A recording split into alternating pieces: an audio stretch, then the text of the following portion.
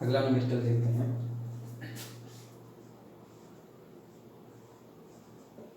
Problem है in which quadrant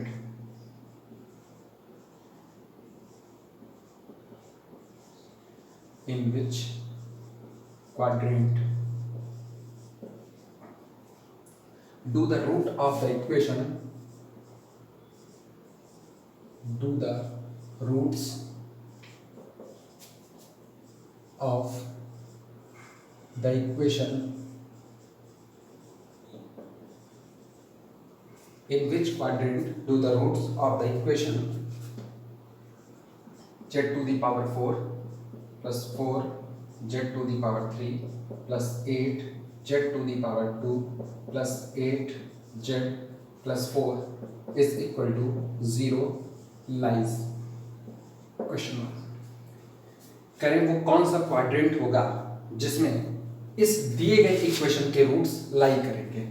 क्या इसके रूट्स पहले क्वाड्रेंट में लाई करेंगे, दूसरे में करेंगे, तीसरे में करेंगे, चौथे में करेंगे या किन्हीं दो क्वाड्रेंट में करेंगे। हमें यही पता करना है कि इस दिए गए इक्वेशन के रूट किस किस क्वाड्रेंट में लाई करते हैं।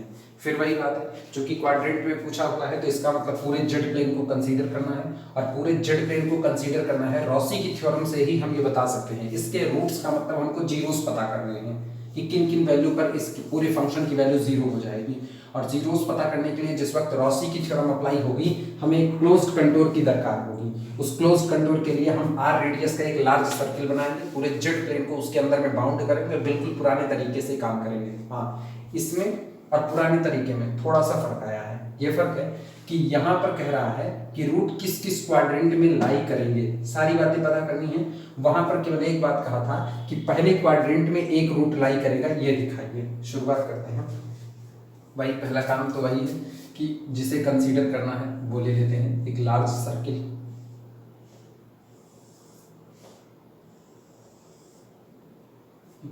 Mod z is equal to r, ये लार्ज सर्किल कंसीडर करेंगे और पहली बाउंड्री होगी ओ ए, दूसरी आर्क ए बी और तीसरी ये बी ओ। ये रहा, फिगर बना करके शुरुआत करते हैं। वापस हम इस फिगर के बारे में बोल रहे हैं, इस पे हो सकता है चमक आ रही हो। एक सर्किल है, mod z is equal to r, x axis के अलाउंग ओ ए बाउंड्री, बिल्कुल पुराना वाला figure. Y axis sorry curve boundary के अलाउंग आर्क ए बी और ये डी ओ। सॉल्यूशन लिखते हैं इसका। Solution, consider whole z plane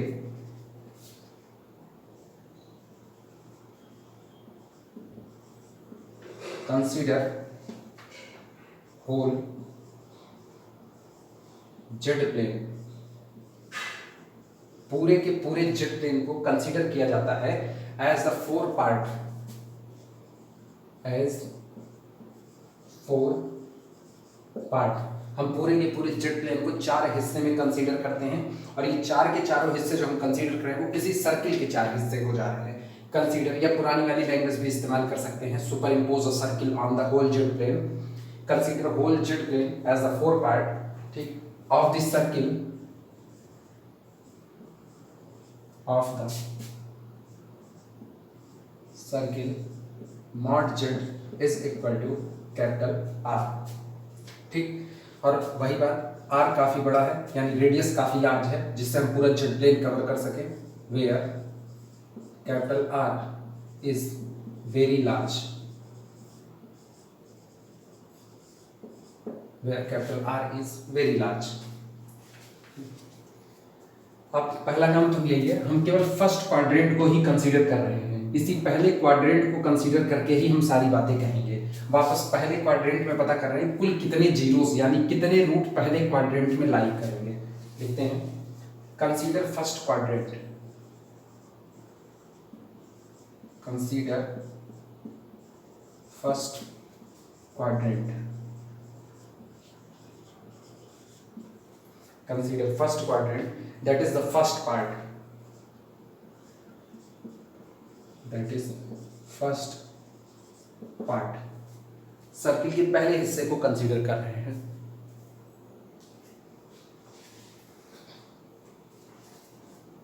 अगली बात, चूंकि फंक्शन को अगर देखा जाए, function f of z, since function f of z is equal to z to the power 4 plus 4 z to the power 3 plus 8 z to the power 2 plus 8 z plus 4, ये function एक polynomial है, और polynomial होने की वजह से ये पूरे के पूरे क्लोज्ड कंटोर के अंदर और उसकी बाउंड्री पर हमेशा एनालिटिक बना रहेगा। यानी इस पहले हिस्से में जिसे हम कंसीडर कर रहे हैं, इस पहले पार्ट में, इसको नीचे बना रहे हैं, तो बार बार फ्लैश आ रहा होगा, ये ओ ए बी, ये हाँ, ये जो पहला हिस्सा जो हम कंसीडर कर रहे हैं ओ ए बी ओ, इस क्लोज्ड कंटोर में भी चूंकि फंक्शन एनालिटिक है इसलिए इसके पास कोई भी सिंगुलरिटी नहीं होगी, यानी पोल पी की संख्या तो सीधे सीधे 0 होगी। हम इसी चीज को लिख रहे हैं, इसके एनालिटिसिटी को, f z is equal to this is a polynomial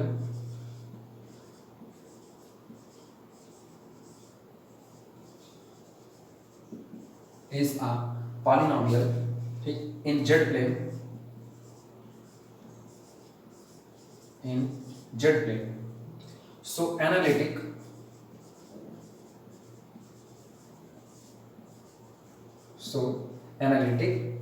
within and on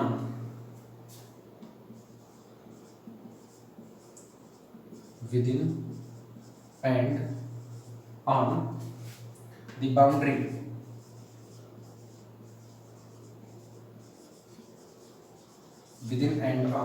boundary of the first part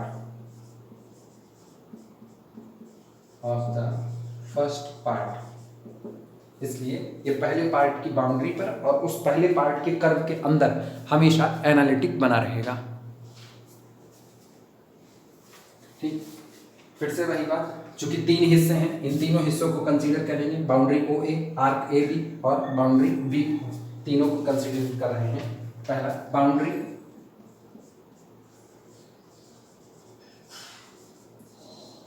boundary O ए, ठीक, अब हम सीधे लिख रहे हैं boundary O A is real axis, boundary O A is real axis, क्योंकि काम हम बिल्कुल डिट्टो पुराना वाला कर रहे हैं इसीलिए ज़्यादा इधर नहीं बता रहे इसमें, वैसे भी ये न्यूमेरिकल काफ़ी लेंदी जाएगा।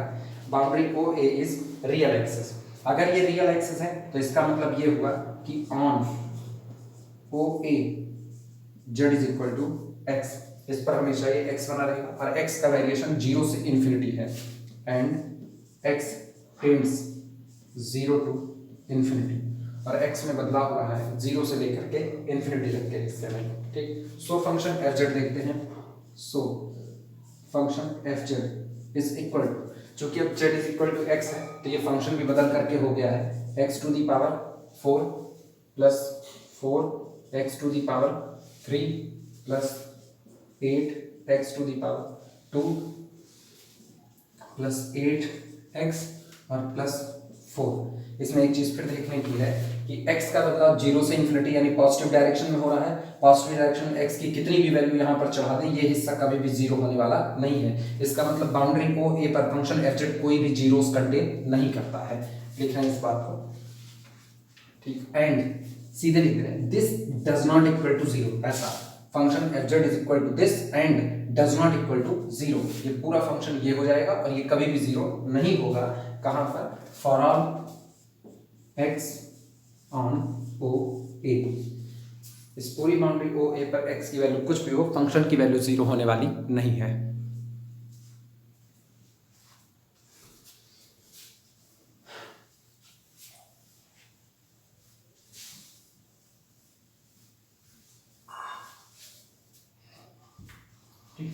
आर्गुमेंट निकालते हैं तुरंत। चूंकि फंक्शन को अगर देखा जाए तो फंक्शन में सारे पार्ट रियल हैं, इमेजिनरी पार्ट नहीं है, इसका मतलब आर्गुमेंट तो वही है 0 अपॉन दिस, यानी फिर से एक बार 0 ही होने वाला है। This implies that argument f of z is equal to tan inverse within bracket 0 upon imaginary part 0, real part x की 4 plus 4 x to the power 3 plus 8 x की 4, ये पूरा लिखते हैं x to the power 4 plus 4 x to the power 3 plus 8 x to the power 2 plus 8 x plus 4 ठीक, ये रहा। और जो कि tan inverse 0 that is equal to 0, argument 0, तो आर्गुमेंट में होने वाला बदलाव along the boundary OA ये भी 0 रहेगा। ठीक है ना, this implies that variation along OA in the argument of the function fz is equal to 0। ये पहला आ गया। ठीक, इसका मतलब इसके along बाउंड्री OA के along आर्गुमेंट में वेरिएशन 0 है।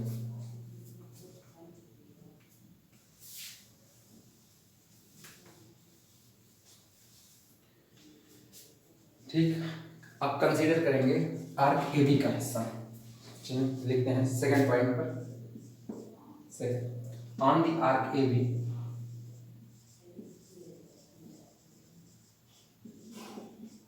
On the arc A B, ठीक, पूरे आर्क ए बी पर circle mod z is equal to, circle है mod z is equal to R, तो इसका मतलब z is equal to R e to the power i theta.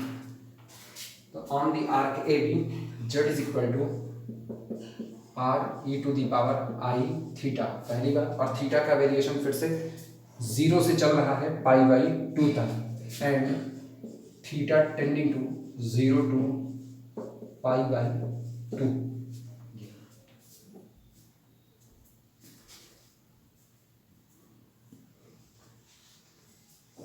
ठीक, so function देखते हैं कितना था। So function f of z, ये फंक्शन यही है, यहाँ हर जगह पर जेड है, तब इसमें जहाँ जहाँ एक्स था रियल पर वहाँ वहाँ आर ई की आई थीटा होगा। तो function f of z is equal to R e की i theta to the whole power 4 plus 4 R e की i theta to the whole power 3 plus 8 are e की i theta to the whole power 2 plus 8 are e to the power i theta और plus 4। ये रहा, लिख दो इतना। Simplify करते हैं तो फंक्शन एफ जेड मिला। This implies that function f of z is equal to r to the power 4 e to the power 4 i theta plus अगला हिस्सा 4 r to the power 3 e to the power 3 i theta plus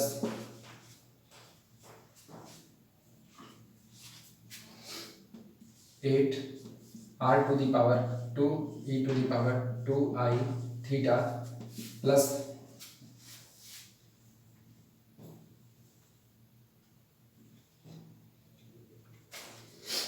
8 are e to the power i theta plus 4।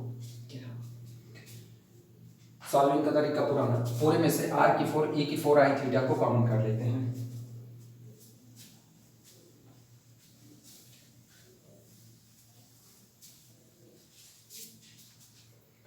This is equal to r to the power 4 e to the power 4 i theta common, bracket में जो बचा उसे लिखते हैं। ये बचा 1 plus 4 upon r e to the power i theta, चूंकि power 4 common की यहाँ पावर 3 है तो नीचे एक हिस्सा है, plus 8 upon r to the power 2 e to the power 2 i theta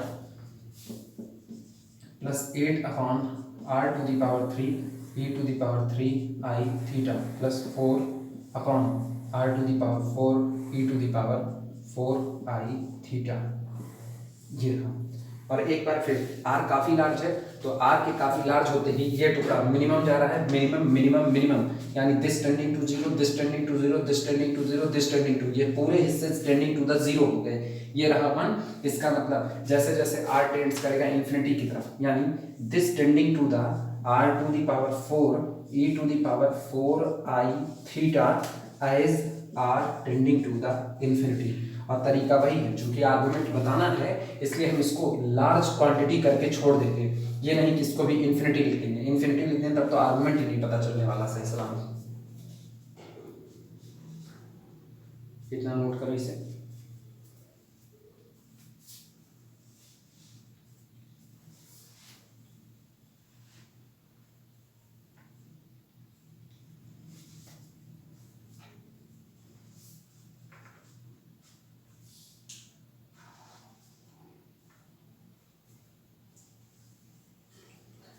argument consider करते हैं अब। यानी एक बात तो ये पता चल गई कि जब ये सारे लोग r की 4 e की 4 i थीटा तक जा रहे हैं, यानी function fz tends to the r की 4 e की 4 i थीटा, तो इसका मतलब बाउंड्री ab के अलोंग, यानी आर्क ab के अलोंग जो आर्गुमेंट है वो है 4 थीटा। इसी 4 थीटा में होने वाला वेरिएशन हमको निकालना है।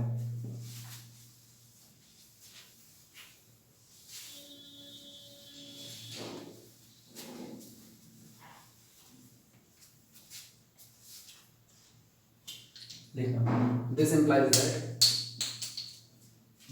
that argument f of z is equal to 4 theta, ठीक, and this implies that variation over the arc AB in argument of f of z is equal to, चले वेरिएशन देखते हैं, 4 थीटा, और थीटा वेरी कर रहा है 0 से लेकर के π/2 तक, यानी this is equal to 4 into π/2, that is equal to 2π। ये रहा variation in the argument of f of z।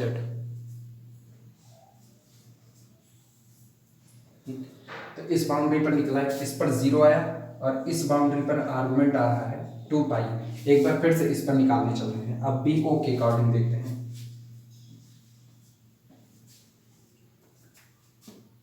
तीसरा लिखना, ठीक, बाउंड्री बी ओ को अगर देखा जाए तो ये इमेजिनरी एक्सिस है, देखना, boundary B O is an imaginary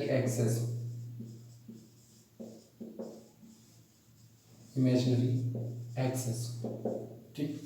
इस पूरे हिस्से पर ध्यान देने की जरूरत है, यही थोड़ा सा कॉम्प्लिकेटेड वाला हिस्सा है इसका।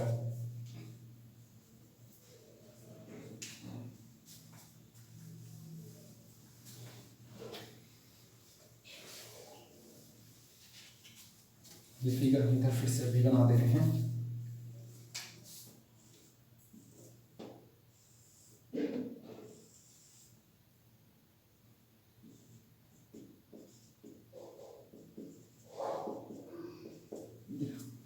शुरुआत करते हैं। बाउंड्री बी ओ ये एक इमेजिनरी एक्सिस है, और अगर boundary B O imaginary axis है तो on the B O z is equal to केवल और केवल आई वाई होगा, क्योंकि हम जानते हैं जेड इज इक्वल टू है एक्स प्लस आई वाई। जब इमेजिनरी एक्सिस है तो रियल पार्ट एक्स बराबर 0, यानी बचा z is equal to i y. लिखते हैं इस पे, on B O z is equal to i y, और जब z is equal to i y है तो फंक्शन एफ जेड को देखते हैं, एफ जेड कितना हो जाएगा। So f z is equal to अगर देखा जाए तो ये था z टू दी पावर 4, तो z टू दी पावर 4 का मतलब ये हो गया i y to the whole power 4। अगला था 4z टू दी पावर 3, तो इसका मतलब plus 4 i y to the power 3। अगला था 8z स्क्वायर, यानी कि प्लस 8 आई वाई का होल स्क्वायर, प्लस अगला था 8z यानी 8 आई वाई, और यहाँ शायद था प्लस 4। रियल पार्ट अलग करते हैं, इमेजिनरी पार्ट अलग करते हैं। This is equal to i to the power 4 यानी कि 1, और ये y to the power 4 real part के हिस्से आया, y टू दी पावर 4, ये पावर 3 है, इमेजिनरी हिस्सा जाएगा। इनका देखते हैं, i square that is equal to -1, और यहाँ से 8y स्क्वायर, तो -8y स्क्वायर। अगला हिस्सा ये केवल +4 का, +4, ये इतना होगा रियल हिस्सा, y to the power 4 -8y square +4। अब इमेजिनरी हिस्से की शुरुआत करते हैं। इमेजिनरी देखते हैं, iota to the power 3 that is equal to -1, तो ये होगा -4, यहाँ लिख रहे हैं -4i/y, ये हिस्सा बना। अच्छा, इनका देखते हैं, ये वाला हिस्सा +8i/y, तो प्लस आयोटा कॉमन करते हैं, और यहाँ आया 8y और -4y। कुछ गड़बड़ी है, 4y3,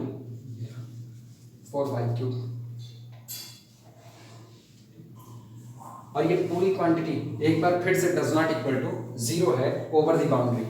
कांस्टेंट के प्रेजेंट होने की वजह से हम हर बार इसमें बच रहे हैं, लिखना this and does not equal to 0 and does not equal to 0, मतलब एक तो एफ जेड उस पूरी बाउंड्री पर इतनी वैल्यू रख रहा है और ये वैल्यू कभी भी 0 नहीं हो सकती है। ठीक, आगे एक बार जोड़ देना for all y on the B O, लिख दे रहे हैं हम for any y on B O पर वाई की कोई भी वैल्यू सेलेक्ट करें, ये क्वांटिटी कभी भी यानी फंक्शन की वैल्यू कभी भी 0 नहीं हो सकती। ये बात दिखानी जरूरी है क्योंकि रॉसी की थ्योरम में ये स्टेटमेंट है कि आपका फंक्शन बाउंड्री पर कोई भी जीरोस कंटेन नहीं करना चाहिए, वो जो भी जीरोस रखेगा वो बाउंड्री के अंदर यानी कंटोर के अंदर में ही रखेगा। इसीलिए हम इस बात को बार बार यहाँ पर लिखते चल रहे हैं कि ओवर द बाउंड्री ये कोई भी जीरोस नहीं रख रहा है। यहां से आर्गुमेंट कैलकुलेट करते हैं, लिखना सो इसलिए argument of function f of z is equal to tan inverse 8y minus 4y cube divided by y to the power 4 minus 8y square plus 4, ये आर्गुमेंट आया। अब इस आर्गुमेंट में होने वाला वेरिएशन निकालते हैं। अच्छा, वेरिएशन के लिए हम ये देखते हैं कि y बदल कहाँ से कहाँ तक रहा है, तो y बदल रहा है इन्फिनिटी से लेकर के 0 तक, क्योंकि हम टॉप टू बॉटम आ रहे हैं, तो इसका मतलब b से o की तरफ चलते हुए y इन्फिनिटी से चल रहा है 0 की तरफ, तो वेरिएशन लिखा जाएगा इसमें देयरफॉर आर्गुमेंट या वेरिएशन इन आर्गुमेंट था, देयरफॉर वेरिएशन किस पर, वेरिएशन ओवर बी ओ, ठीक, या variation along BO in the argument of the function f of z is equal to, ये tan inverse 8y minus 4y cube upon y to the power 4 minus 8y square plus 4, ठीक, ये और total जो limit चल रही है वो चल रही है लोअर इन्फिनिटी से आ रहे हैं 0 की तरफ, तो लिख देना इन्फिनिटी टू 0, ये वेरिएशन है। और एक बार फिर से दोनों लिमिट पर बात करें, इन्फिनिटी और 0 दोनों पर, ठीक, ऊपर से देखें, अगर ऊपर से एक y को कॉमन कर लिया जाए और नीचे से y टू द पावर 4 को कॉमन कर लिया जाए, तो ये पूरा हिस्सा कट पिट करके वापस फिर से अपर लिमिट 0 पर तो 0 रहेगा ही रहेगा, इन्फिनिटी पर भी ये 0 ही होगा, तो इसका मतलब पुराने वाले तरीके से जैसे पिछला वाला न्यूमेरिकल था, फिर से अपर लिमिट 0 और लोअर लिमिट इन्फिनिटी दोनों पर ही इसकी वैल्यू हमेशा 0 बनी रहती है। लिख देना आगे, and it is 0 on both the limit, and it is 0 on both limit, और इसकी वैल्यू 0 रहती है दोनों ही लिमिट पर। सिंपल सा है, ऊपर से y को कॉमन करो, नीचे से y को कॉमन करो, कैंसिल आउट करके दोनों लिमिट को पुट करो, दोनों लिमिट पुट करने पर ऊपर वाले पर तो सीधे दिख रहा है 0 0 0 0, यानी ऊपर से 0 upon something that is equal to 0 हो गया, समथिंग में नीचे नॉन जीरो क्वांटिटी है 4 की वजह से। अब इन्फिनिटी को रखने के लिए ऊपर से y को कॉमन कर रहे हैं, चाहे y कॉमन कर चाहे ऊपर से y क्यूब कॉमन कर ले तब पर भी दिखाई देगा, ऊपर से y क्यूब नीचे की y to the power 4 common कर ले, और वैसे भी नकल है, ऊपर पावर मैक्सिमम 3 है, नीचे मैक्सिमम 4 है, नीचे वाले की पावर ज्यादा ऑलरेडी 0 होना है, ये एक नकल है छोटी सी बस।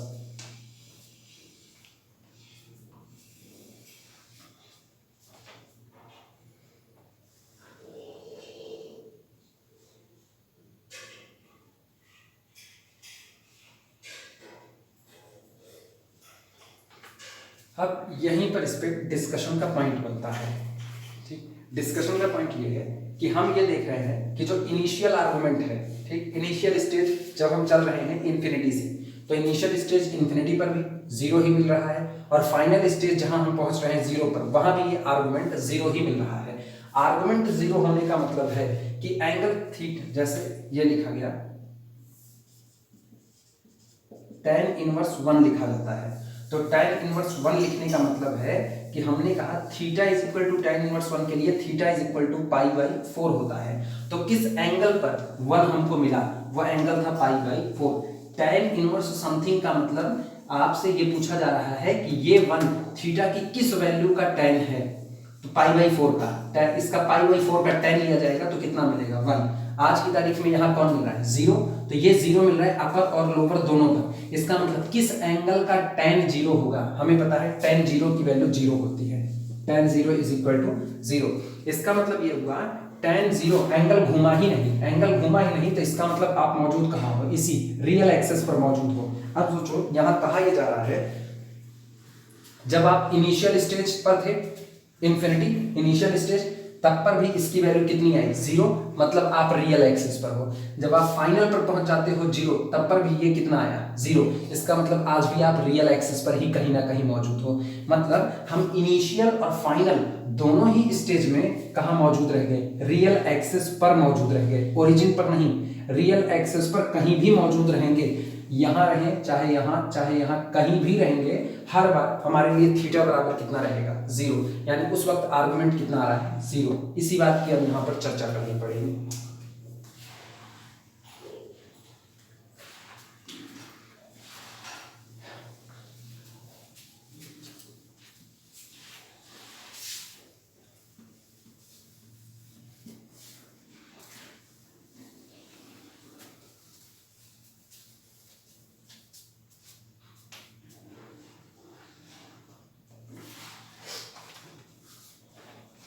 लिखना initial and final both argument,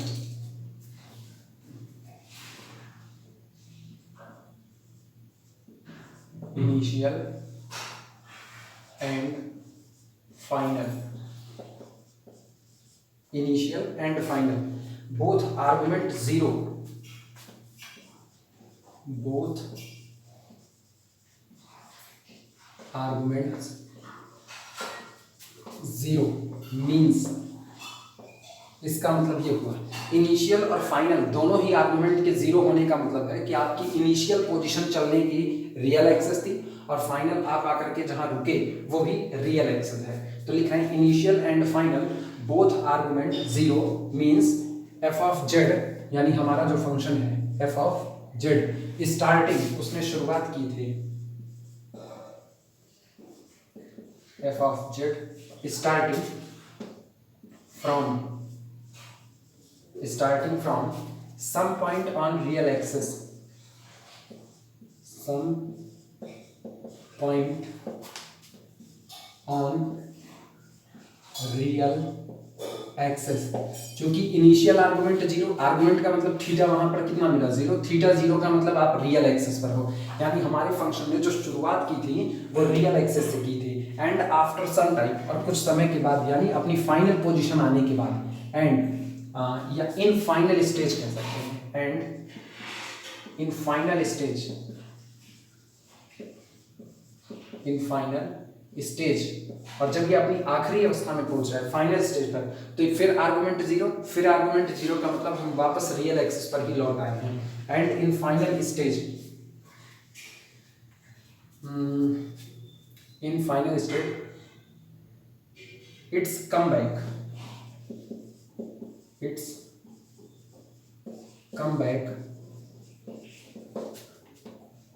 on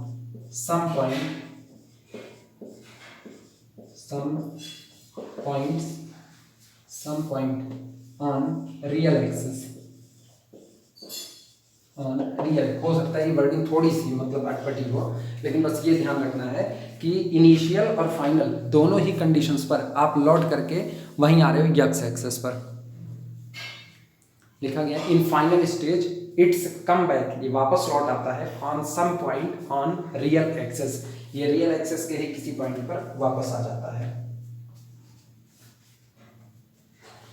अच्छा, ये प्रोसीजर जैसे क्या हुआ, हम इनिशियल स्टार्ट के 0 से, अभी कुछ कंफ्यूजन ये होती है कि मतलब यहाँ स्टार्ट के इन्फिनिटी से, और इन्फिनिटी से 0 की तरफ आने के दौरान हम रियल एक्सेस पर थे, रियल एक्सेस पर ही लौट आए वापस।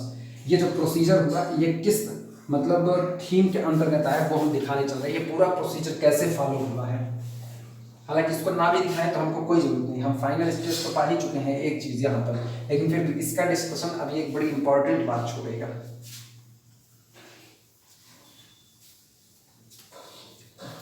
अब यहाँ से थोड़ा सा ध्यान देने की चीज़ है, यहाँ से ध्यान से लिखना। प्रोसीजर फॉर दिस फिनोमिना, ये जो घटना हो रही है कि हम शुरुआत कर रहे हैं रियल से और आ भी रहे हैं रियल पर, ये जो फिनोमिना हो रहा है जो अभी नहीं समझ में आ रहा है, ठीक, फिनोमिना कहा जाता है प्रकृति से होने वाली घटनाओं को, कि प्रकृति में कोई घटना ऐसी होती है जो हमारे थोड़ी कम समझ में आती है, उसको फिनोमिना कहा जाता है। इसीलिए हम वर्डिंग यहाँ पर फिनोमिना का इस्तेमाल कर रहे हैं इसके लिए। बाकी कुछ और भी प्रोसीजर, कुछ और भी इस्तेमाल किया जा सकता है, फिलहाल के लिए अभी हम वही कर रहे हैं। ठीक, एक तो ऑनलाइन की क्लास में दिमाग बहुत कम चलता है, ऑफलाइन वाले में तो कुछ ना कुछ आइडियाज आते रहते हैं।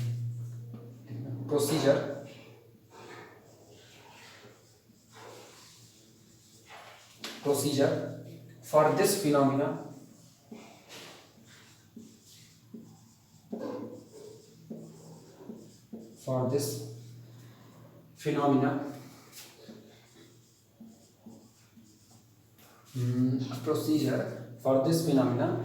is as follows, ठीक, कि पूरी घटना हो किस तरीके से रही है वो हम दिखाने चल रहे हैं कि कैसे क्या क्या हुआ और कैसे नहीं। ये सब कुछ डिपेंड करता है साइन के ऊपर। ठीक, जैसे अभी हम लोग चेक किसको कर रहे थे, हम लोग चेक कर रहे थे tan इनवर्स, ये tan inverse 8y minus 4y cube divided by y to the power 4 minus 8y square plus 4। इसमें ये जो क्वांटिटी है इसका साइन ही डिसाइड करता है कि आप हो कहाँ पर।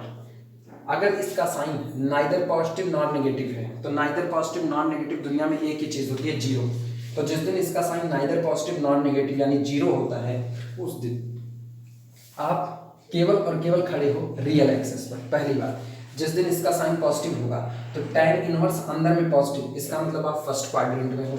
जिस दिन इसका साइन नेगेटिव होगा तो इसके साइन के नेगेटिव होने पर tan नेगेटिव कहाँ कहाँ होता है वो देखते हैं, ASTC। tan नेगेटिव होता है फोर्थ क्वाड्रेंट में और सेकंड क्वाड्रेंट में, क्योंकि दोनों एक दूसरे के अपोजिट क्वाड्रेंट हैं। इन दोनों जगह नेगेटिव होता है। जिस दिन हमको बोलना होगा कि अब हम नेगेटिव पा रहे, अंदर की क्वांटिटी नेगेटिव का मतलब या तो आप सेकंड में हो या तो आप फोर्थ में हो, लेकिन हम कहेंगे लिखते वक्त फोर्थ की बात। रीजन, हम चेक किसको करें, हम आर्गुमेंट की बात करें, और आर्गुमेंट हमेशा लीस्ट पॉजिटिव वैल्यू की तरफ देखा जाता है कि आपकी लीस्ट एंगल आपको कहाँ मिल रहा है। तो लीस्ट एंगल हमेशा इस साइड वाले हिस्से पे हमको यहाँ पर मिल जाएगा। ठीक, हालांकि बोलने के लिए हम कुछ भी बोल सकते हैं, लेकिन यहाँ लिखते वक्त हम अभी यही बोल रहे हैं कि हम चौथे में हैं। हालांकि ये कॉम्प्लेक्स रूट थोड़ी देर के बाद पता चलेगा कि यहाँ कॉम्प्लेक्स रूट मिलेंगे, और कॉम्प्लेक्स रूट जब मिलते हैं, जैसे एक रूट अल्फा प्लस आई बीटा मिला तो दूसरा अल्फा माइनस आई बीटा मिलेगा। तो अगर कॉम्प्लेक्स रूट मिल रहे हैं तो कॉम्प्लेक्स रूट हमेशा अपोजिट क्वाड्रेंट में आते हैं। तो जिस दिन हम यहाँ पर कह रहे हैं एक हमारा इसमें आ रहा है चौथे में, तो पक्का अगला वाला हमारा सेकेंड क्वाड्रेंट में आएगा। तो यहाँ नेगेटिव साइन आने का मतलब आप कुछ भी बोल सकते हो, चाहे को हम फोर्थ हिस्से में हैं चाहे को हम सेकेंड वाले हिस्से में हैं। ठीक, तो इसका साइन जीरो आने का, साइन जीरो होने का मतलब है कि neither positive non negative. Neither positive non negative यानी ये पूरी क्वांटिटी खुद कैसी रही होगी, जीरो। जीरो रहने का मतलब आप एक्स एक्सिस पर हो, पॉजिटिव होने का मतलब आप फर्स्ट क्वाड्रेंट में, नेगेटिव होने का मतलब आप चौथे या सेकंड में हो, मतलब कहा जाएगा चौथे क्वाड्रेंट में हो। शुरुआत करें इसी के साइन से।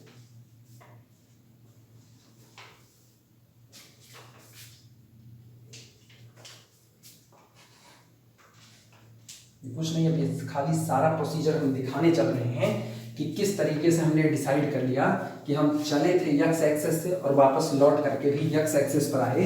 इस पूरे दौरान हम कहाँ कहाँ किस किस रास्ते हो करके एक्स एक्सिस पर लौटे हैं, इसी बात को दिखाने चल रहे हैं।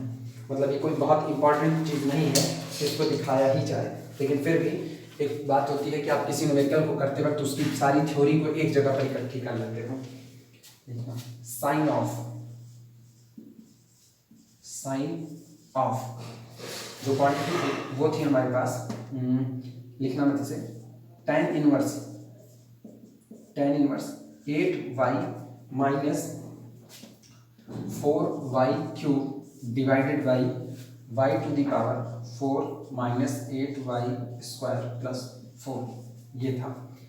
एक काम करते हैं, इतने हिस्से के साइन से ही डिसाइड होगा कितने हिस्से के साइन से हम किस क्वाड्रेंट में हैं या रियल एक्सिस पर हैं। तो हम ऊपर से 4y को कॉमन कर लेते हैं और इस ये बन जाएगा। अब 4y कॉमन आया, अंदर का हिस्सा देखते हैं, 4y कॉमन आया तो यहाँ पर बनेगा 2 minus y square divided by y to the power 4 minus 8 y to the power 2 plus 4। बस इतने से काम बन जाएगा। ठीक, अब इसका साइन देखते हैं। Sign of this is equal to, देखना हम वैल्यू की बात नहीं कर रहे, ध्यान रखना, हम बिल्कुल वैल्यू की बात नहीं, हम केवल इस हिस्से के साइन की बात कर रहे हैं, पॉजिटिव है नेगेटिव है कि क्या है।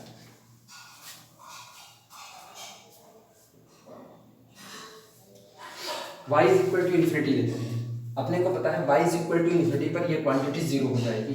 तो y is equal to infinity पर जैसे ये क्वांटिटी जीरो होगी तो zero is neither positive non negative. तो साइन के लिए हम सीधे लिख सकते हैं इसका साइन जीरो है, या ना समझ में आए तो ऐसा लिख सकते हैं neither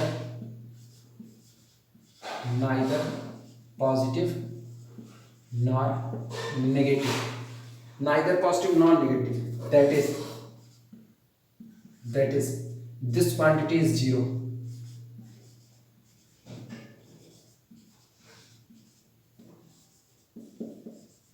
this quantity is zero, ये पूरी क्वांटिटी जीरो हो जाएगी।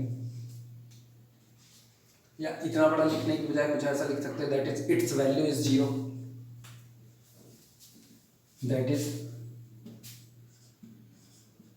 its value zero.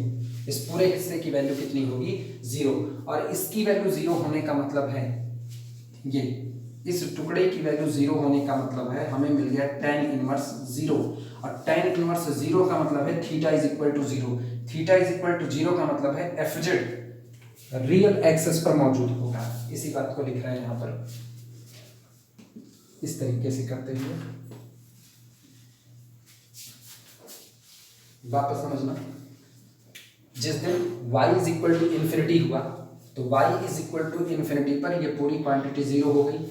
पूरी क्वांटिटी जीरो होने का मतलब है इसका जो साइन होगा, sign of this neither positive nor negative, किस पर वो पॉइंट बता दे रहे हैं, neither positive nor negative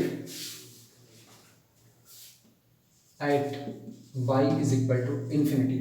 y is equal to infinity पर ये नाइदर पॉजिटिव नॉर नेगेटिव होगा, दैट इज अर्थात इट्स वैल्यू इज जीरो, इसकी वैल्यू जीरो होगी।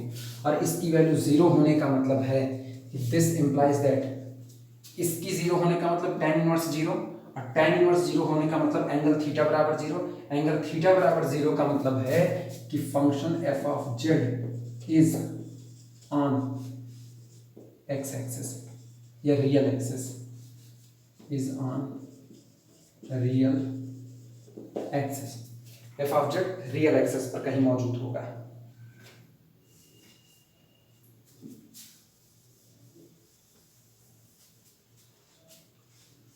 अगला देखते हैं, हम चल इधर रहे हैं, ये बी से लेकर के ओ की तरफ आ रहे हैं, यानी हम इन्फिनिटी से आ रहे हैं जीरो की तरफ। इन्फिनिटी से जीरो की तरफ आने पर सबसे पहला हमने इसी पॉइंट को कंसीडर किया, y is equal to infinity पर क्या होगा। अगला जाना, अब की बार इस क्वांटिटी को जो हम ले रहे हैं y की वैल्यू हम इन्फिनिटी से कम ले रहे हैं, मतलब फाइनाइट ले रहे हैं, y लेस देन इन्फिनिटी पहली बात। लेकिन हम y को ग्रेटर देन अंडर रूट 2 ले रहे हैं, ठीक, y less than infinity and greater than under root 2। ध्यान रखना, जिस दिन y अंडर रूट 2 से बड़ा होगा हम y को अंडर रूट 2 ही रख रहे हैं। अंडर रूट 2 रखने पर रूट 2 का square that is equal to 2, यानी ये जीरो हो जाता है। हम रूट 2 से बड़ा रख रहे हैं, जैसे रूट 2 से बड़ा 4 ले लेते हैं, 4 लिए तो 4 चौक 16, इसका मतलब ये क्वांटिटी नेगेटिव, तो ये पूरा साइन कैसा देगा, नेगेटिव देगा।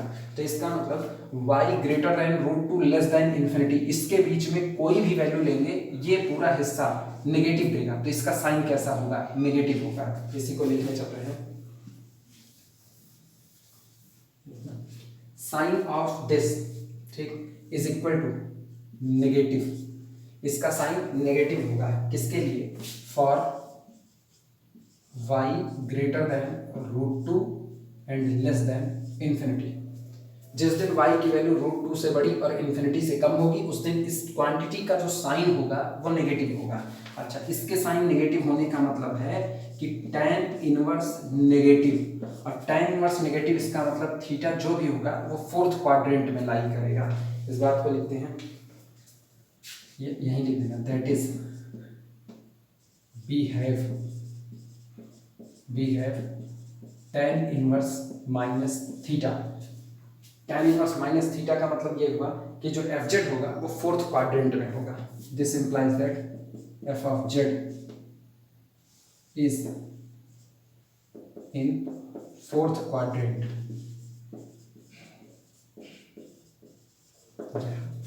जो फंक्शन एफ ऑफ जेड है वो इस वक्त चौथे क्वाड्रेंट में कहीं पर मौजूद है, क्योंकि आर्गुमेंट में नेगेटिव साइन आ रहा है। ये बात हुई।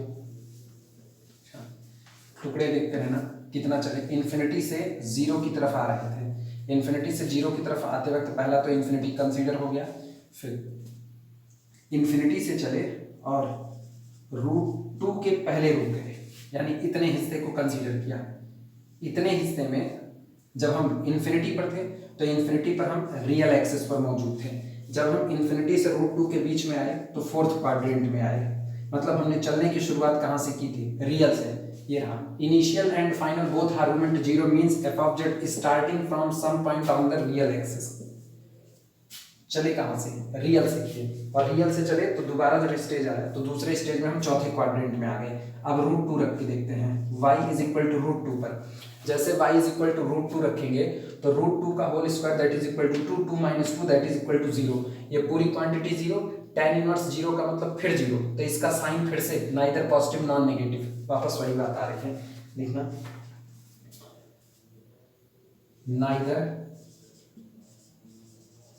Neither positive nor negative at y is equal to √2।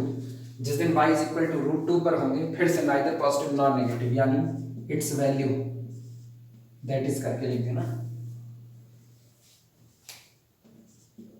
That is it's value 0। और इसकी वैल्यू 0 होने का मतलब है आर्गुमेंट फिर से 0 आया। आर्गुमेंट 0 का मतलब हम वापस लौट आए हैं रियल एक्सिस के ऊपर। ठीक, implies that F of z is on real axis. F of z is on real axis.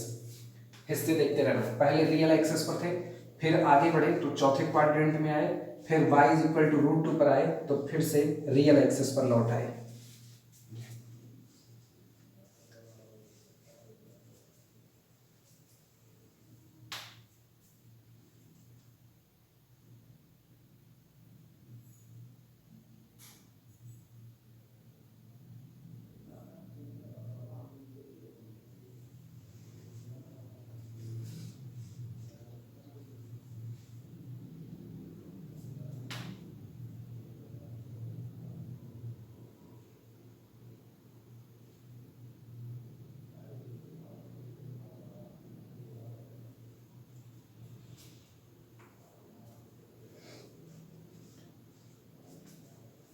फिर इसके हिस्से और बढ़ते हैं।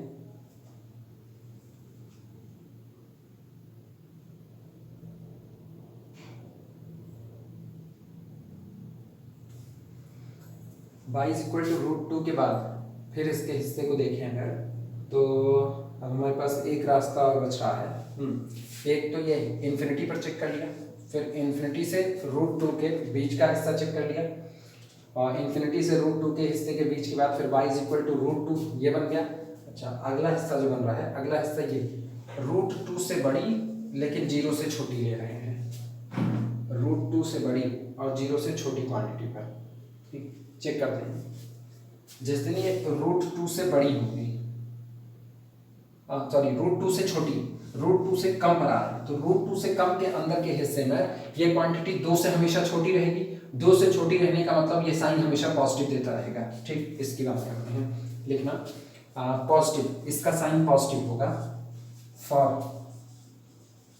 y ग्रेटर देन √2, सॉरी उल्टा लिखिए, y greater then 0 less than √2, y greater then 0 less than √2।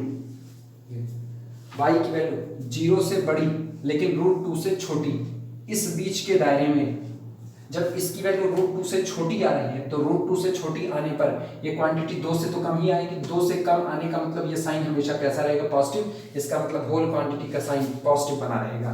और पॉजिटिव का मतलब है, अब सोचो ये इसका मतलब है tan inverse positive, tan inverse positive का मतलब फर्स्ट क्वाड्रेंट हुआ। तो this implies that f of z is in first quadrant. इसका मतलब फंक्शन हमारा पहले क्वाड्रेंट में मौजूद रहेगा। f of z is in first quadrant.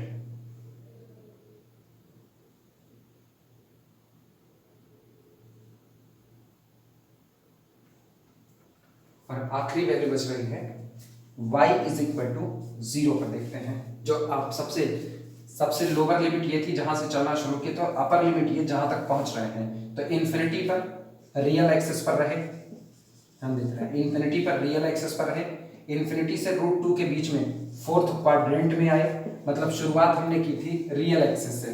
फिर जब y is equal to root 2 पर वापस रियल एक्सिस पर आए, रूट 2 से 0 के बीच में पहुंचते हैं तो फर्स्ट क्वाड्रेंट में आ जा रहे हैं। और अब इसका साइन फिर से वापस नाइदर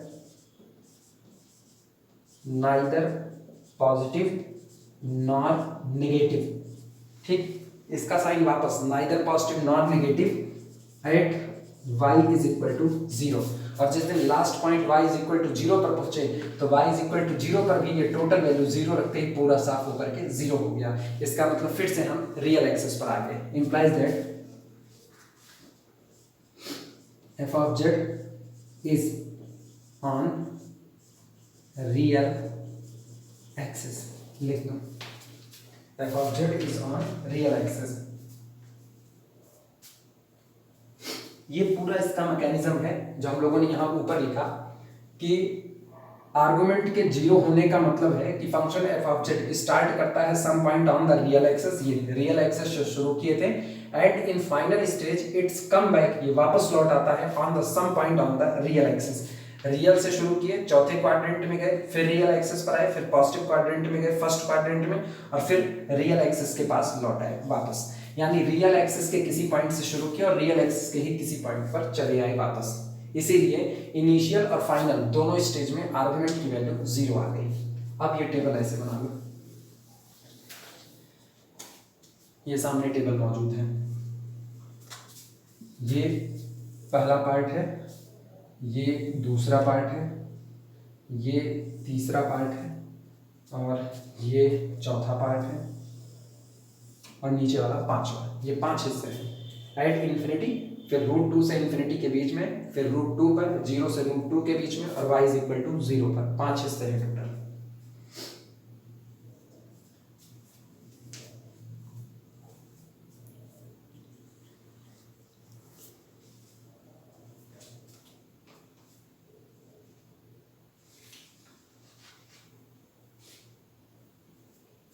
इसी चीज को समेट करके लिखा जाता है।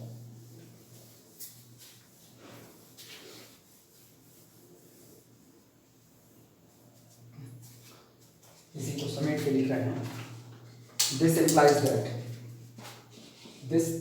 that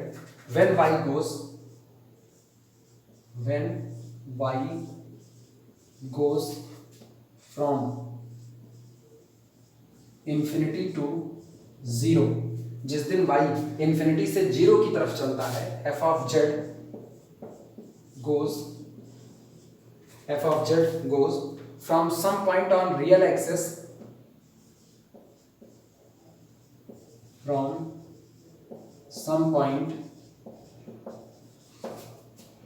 on real axis, ठीक, शुरू भी करेगा रियल एक्सिस के किसी पॉइंट से और खत्म भी कर रहा है रियल एक्सिस के किसी पॉइंट पर।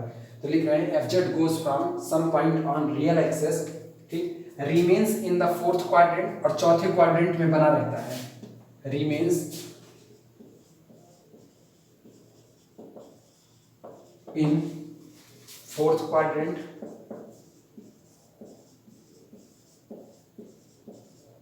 remains in fourth quadrant, ठीक, और चौथे के बाद फिर ये वापस रियल एक्सिस पर लौट करके आता है।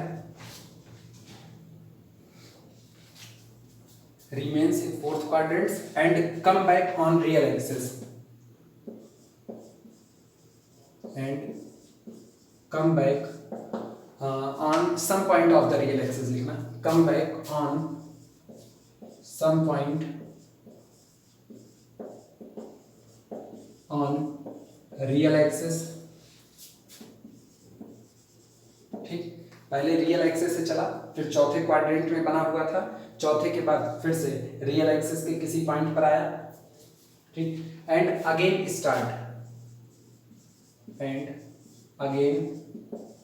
स्टार्ट और एक बार फिर से शुरू करता है and again start from this point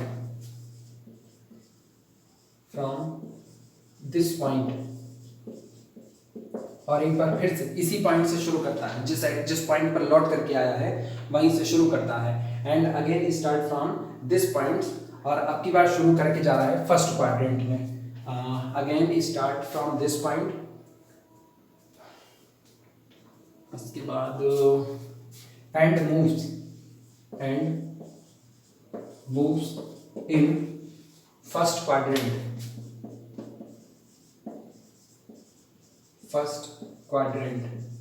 और पहले क्वाड्रेंट में जाता है and moves in first quadrant. ठीक, and again come back on real axis and again come back on real axis और वापस function f of z real axis के किसी पॉइंट पर लौट आता है। ये पूरा प्रोसीजर है। इस प्रोसीजर को लिखें ना लिखें कोई फर्क नहीं पड़ता है। हाँ, ये जरूरी इसलिए है क्योंकि अब हम कहने चल रहे हैं कि जो भी पॉइंट मिलेंगे वो पेयर में मिलेंगे, मतलब जो रूट आ रहे हैं वो रूट पेयर में आ रहे हैं और ये इसका पूरा मैकेनिज्म था लिखना। सो चूंकि रियल से चल के रियल पर ही लौट आए, सो इसलिए वेरिएशन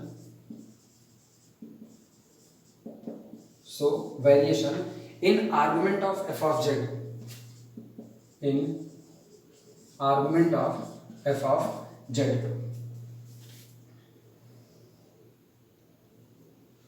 इसलिए जो f of z फंक्शन था उसके आर्गुमेंट में जो बदलाव है इज 0, उसके आर्गुमेंट में होने वाला बदलाव 0 होगा। कब? As y tending to the infinity to 0, जब y इंफिनिटी यानी bo के अकॉर्डिंग चलेंगे तो bo के अकॉर्डिंग y इंफिनिटी से 0 आएगा और इंफिनिटी से 0 आने पर argument of f of z में जो वेरिएशन होगा वो हमेशा 0 बना रहेगा। यानी इसी को लिख सकते हैं दैट इज, अर्थात variation along bo in the argument of the function f of z is equal to 0। एक ये निकल गया है, तीनों बाउंड्री के अकॉर्डिंग वेरिएशन हमको मिल चुका है। ठीक, देयरफॉर इसलिए नंबर ऑफ जीरोस अब हम सीधे लिख दे रहे हैं, number of zeros in first quadrant. ठीक, capital N is equal to delta या variation over the contour C in the argument of f of z। अच्छा, OA के अकॉर्डिंग वेरिएशन 0 था, इसके अकॉर्डिंग वेरिएशन 2 पाई था और इसके अकॉर्डिंग वेरिएशन 0 था, तो 0 + 2 पाई + 0 दैट इज इक्वल टू 2 पाई। यानी दिस इज, अरे यहाँ एक चीज गड़बड़ी हुई, 1/2 pi, this is equal to 1/2 pi और इन तीनों का जोड़ into 2 pi, this is equal to 1। यानी पहले क्वाड्रेंट में एक रूट मिल चुका है।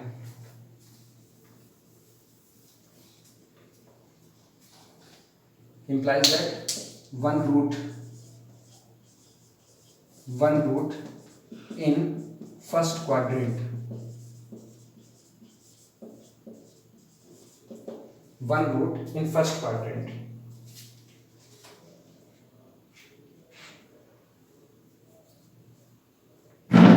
तो एक रूट तो मिल गया कि एक रूट पहले क्वाड्रेंट में है। अब बाकी की बात करते हैं, क्योंकि ये सब के बारे में पूछे हुए हैं तो बाकी के लिए चर्चा कर रहे हैं।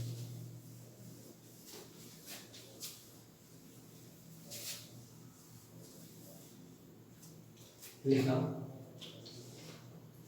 अगर दिए गए इक्वेशन पर निगाह डालें तो 4 डिग्री का इक्वेशन है पहली बात, और उसके सारे के सारे कोफिशिएंट पॉजिटिव हैं। ठीक, लिख रहे हैं इसी बात को। अब पॉजिटिव होने के साथ साथ रियल भी है लिखना। Since given equation, since given equation is of 4 degree, चूंकि दिया गया इक्वेशन 4 घात का एक समीकरण है, और इसके साथ ही साथ plus every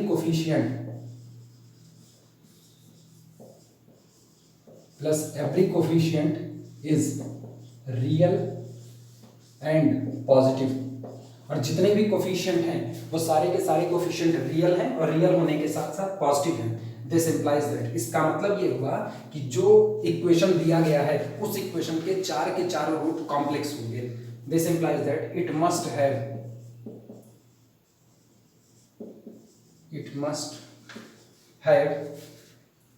only 4 complex root,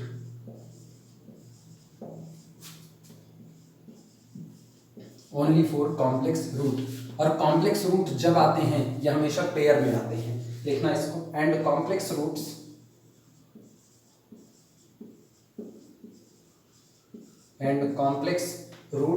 always comes in pair, always comes in pairs,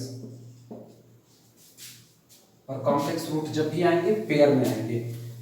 ठीक, लिखते हैं इस बात को।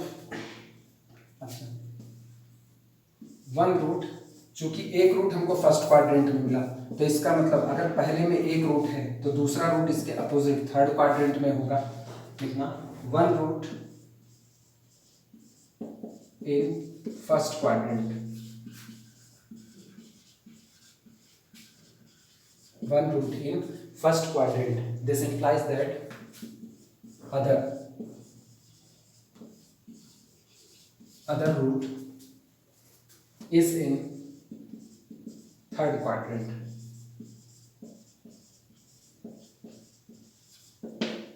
Other root is in third quadrant. अगर एक पहले में मिला है तो दूसरा तीसरे में मिलेगा। इसी तरीके से एक रूट सेकंड में मिलेगा तो निश्चित तौर पे इसके पेयर में अगला वाला चौथे में मिलेगा। इस बात को सीधे लिख लेते हैं, लिखना similarly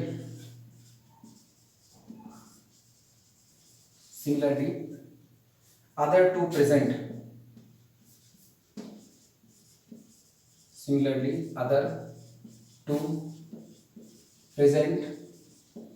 in second and fourth quadrant. Similarly, other two present in the second and fourth quadrant. इसका मतलब हर क्वाड्रेंट में एक रूट, 4 रूट होने हैं, और 4 के चारों रूट में पहले में एक, दूसरे में एक, तीसरे में एक, चौथे में एक। लिख देना this implies that 1 root in each quadrant, 1 root in each quadrant. ये मिलकर इसी के साथ खत्म होता है, और लगभग ये चैप्टर भी खत्म हो चुका है। अब नया चैप्टर पावर सीरीज स्टार्ट करेंगे, है एनालिटिक कंटिन्यूएशन, इसी में दिखाई देगा, लेकिन एनालिटिक कंटिन्यूएशन बाद में, क्योंकि उसमें पावर सीरीज की जरूरत पड़ेगी, इसलिए अब पहले पावर सीरीज पढ़ाएंगे। पावर सीरीज के बाद कन्वर्जेंस ऑफ, इसमें कन्वर्जेंस ऑफ सीरीज आएगा, यूनिफॉर्म कन्वर्जेंसी। पावर सीरीज यूनिफॉर्म कन्वर्जेंसी निपटा के उसके बाद एनालिटिक कंटिन्यूएशन और रेसिड्यू का हिस्सा करेंगे। तो कुल मिला के 2 चैप्टर और बाकी हैं इसमें।